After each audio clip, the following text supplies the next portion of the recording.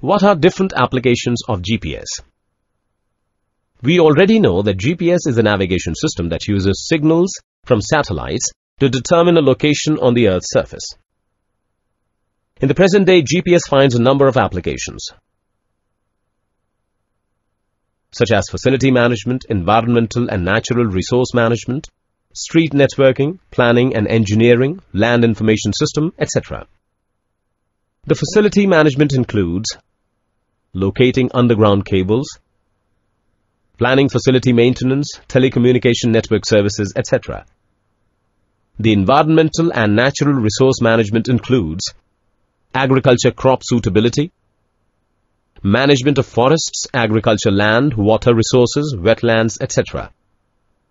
The street networking basically includes car navigation, locating houses and streets, site selection, ambulance services and transportation planning.